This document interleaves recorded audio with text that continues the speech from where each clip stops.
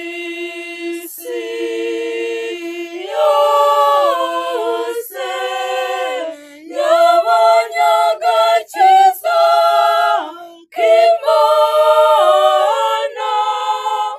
yabonye agakiza k'Imana yacu.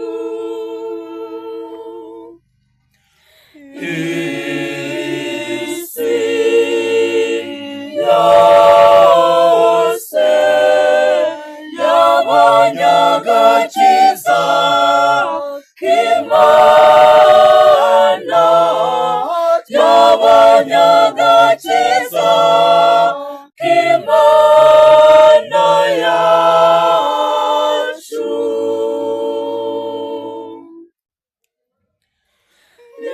Nimuririmbire Uhoraho indirimbo nshya, kuko yakoze ibintu by'agatangaza. Hirya ye ukuboko kwe k'ubutagatifu byatumye atsinda.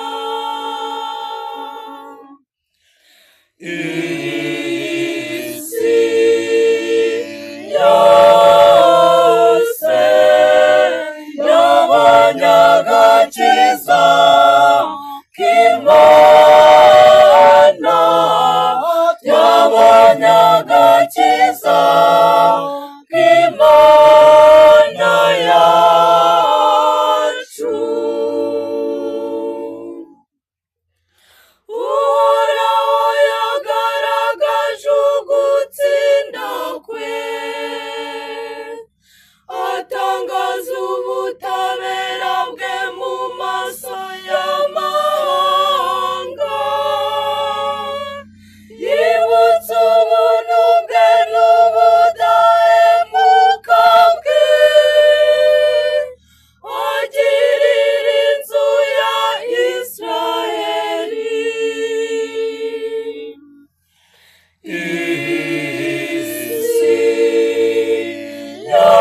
yose yabonye agakiza k'Imana,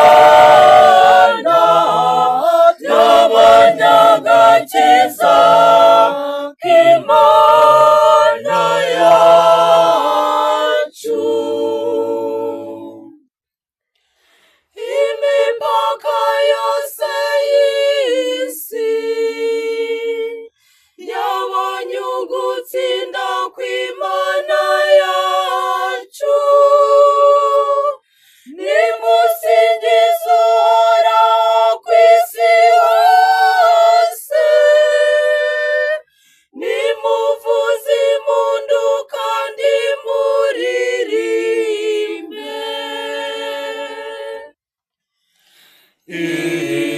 Isi yose yabonye agakiza k'Imana, yabonye agakiza k'Imana yacu. Nimucurangire Uhoraho kunanga, kunanga no mu majwi y'indirimbo, mu karumbeti no mu ijwi ry'impanda. Nimusingize Umwami Uhoraho.